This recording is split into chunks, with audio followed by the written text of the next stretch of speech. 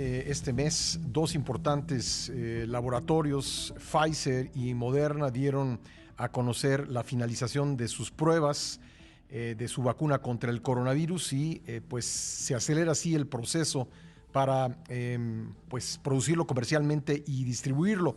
Vamos a hablar de ello con la doctora Laura Palomares, investigadora del Instituto de Biotecnología de la UNAM, con quien hemos conversado en muchas ocasiones. ¿Qué tal, Laura? ¿Cómo estás? Hola Pascal, muy buenos días. Bueno, pues, ¿cuál es tu impresión de estos dos proyectos que se han dado a conocer este mes? ¿Qué tan rápido podrá producirse comercialmente la vacuna de estos laboratorios y cuánto tiempo tendrá que pasar antes de que se empiece a aplicar? Son extraordinarias noticias, pero déjame darte un poquito más de contexto. Sí. Lo que sucedió con estos dos reportes de estas vacunas de RNA mensajero es que cuando las empresas propusieron sus protocolos fase 3, que digamos es la última fase de investigación clínica, ellos pusieron una meta intermedia. Y estas metas intermedias, en ambos casos, es que cuando hubiera un cierto número de casos de COVID, entonces ellos iban a ver si esos casos de COVID habían sido o están presentes en personas que fueron vacunadas o que recibieron un placebo. Es muy importante recordar que en estas pruebas, a la mitad, más o menos, a la mitad de las personas o de los voluntarios, no se les aplica la vacuna, sino algo, pues un blanco, ¿no? Sí. Y lo que ellos pues ven es que en ambos casos, que pues aproximadamente el 90 o más del 90% de las personas que tuvieron COVID no recibieron la vacuna. De ahí salen estos valores que están reportando como de eficacia. Pero todavía no han terminado las pruebas clínicas. Las pruebas clínicas fase 3 todavía siguen, tienen otros puntos, digamos, o que llamamos estas metas más adelante. Sin embargo, con la información que se ha generado en este momento, ellos ya están esperando o proponiendo solicitar la autorización en caso de emergencia para la FDA en los Estados Unidos.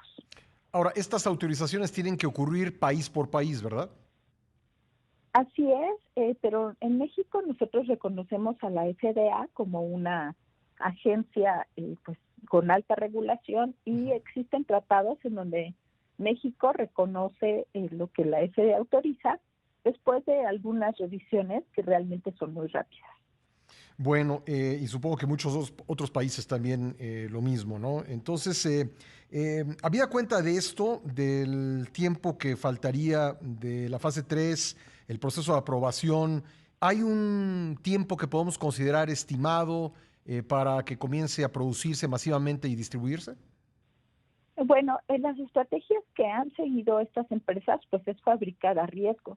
De hecho, las producciones pues ya están en curso y se ha estimado, por lo menos en el caso de la vacuna de Pfizer, pues que a partir de inicios del próximo año pues habrá dosis que serán distribuidas en Estados Unidos y supongo que el segundo país será en Alemania, porque es importante recordar que este desarrollo es conjunto entre Alemania y esta empresa Pfizer. Sí, BioNTech, Es ¿no? también es también muy importante tomar en cuenta que esto no nos dice cuánto tiempo va a durar la inmunidad.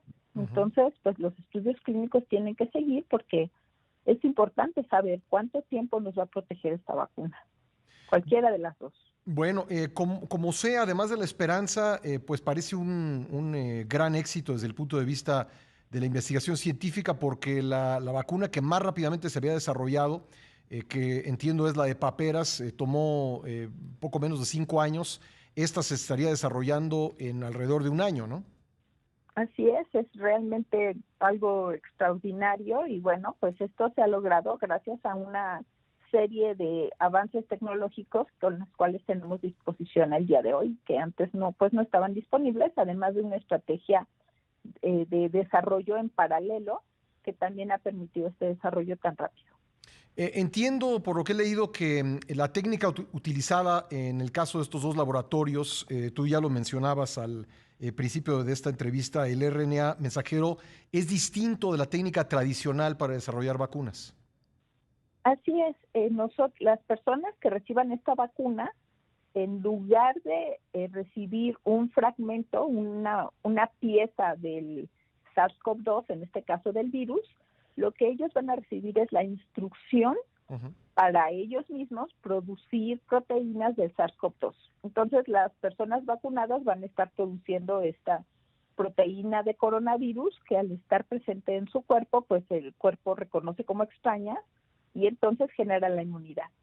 Y esto es gracias a que desde los años 90 se desarrolló esta técnica, ¿verdad? Previamente.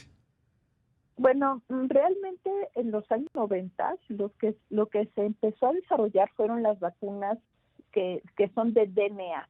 Hay que recordar que estas instrucciones para hacer una proteína inician con el DNA, después hay un proceso que llamamos transcripción que produce el RNA mensajero, que ese es el que está en estas vacunas. Y ese RNA mensajero se traduce, imagínense como leer un libro, a la proteína, que es la que finalmente va a ser la que va a resultar en la protección o en la producción de la inmunidad. De hecho, este concepto del RNA mensajero es mucho más reciente, de hecho, pues de este siglo XX. Del siglo XX. Y no lo habíamos hecho antes. Sí, Laura, tengo que hacer una pausa obligada. ¿Me permites 2 minutitos y concluimos la cronología de la UNAM que me haya esperado en la línea? Laura, no quise interrumpir lo que nos decías, pero tuvimos una pausa comercial obligada y si eres tan amable, podríamos retomarlo. Entonces, platicábamos en el bloque anterior que a diferencia de las vacunas tradicionales que inoculan a las personas con una partícula de un virus para generar inmunidad, en el caso de la técnica utilizada en las vacunas de Moderna y Pfizer, la técnica es el RNA mensajero que envía instrucciones para que el cuerpo produzca una proteína, ¿es correcto? Es correcto, Pascal. Y bueno, pues es que me emociona mucho esta noticia. Lo que te quería comentar es que no habíamos antes explorado esta estrategia del RNA mensajero porque es inestable. Es una molécula bastante inestable y de ahí estas condiciones de almacenamiento de menos 70 grados para la vacuna de Pfizer y menos 20 grados para la vacuna de Moderna, que no es lo normal para una vacuna. Ya, ¿hay alguna, ¿por qué la diferencia? Digamos, ¿por qué tiene que congelarse a una temperatura tan baja la de Pfizer y una temperatura, digamos, moderada, si podemos decirlo así, y aún así extrema para una vacuna en el caso de Moderna? Porque Moderna desarrolló unos lípidos que son, digamos, el vehículo de entrega, que además de funcionar como vehículo, estabiliza al RNA mensajero. Esa es la diferencia. Leí, y todo esto te lo pregunto a ti que eres la especialista, leí que al fabricar el cuerpo esta proteína, la célula actúa como si estuviese infectada sin estarlo. ¿Es correcto esto? Bueno, una célula infectada pues es una célula enferma, ¿no? Porque el virus, pues al final destruye a las células infectadas. En este caso no. La célula está feliz y contenta y nada más produce estas proteínas sin tener algún daño. ¿Y esto de qué manera impide el anclaje, si puedo decirlo así, del coronavirus en las células humanas? La fabricación de esta proteína, ¿cómo nos protege contra la infección? Sí, bueno, la proteína que está en las instrucciones, en ambos casos, es esta famosa proteína espícula o spike, que es la que el virus utiliza para unirse a nuestras células, como la manera en que las reconoce y se pega. Entonces, ahora nuestro propio cuerpo producir este spike, nuestro cuerpo lo reconoce como extraño y produce anticuerpos contra el spike. Entonces, esto hace que estos anticuerpos se unan a la superficie del virus, justamente en la región que el virus quiere utilizar para unirse a nuestras células.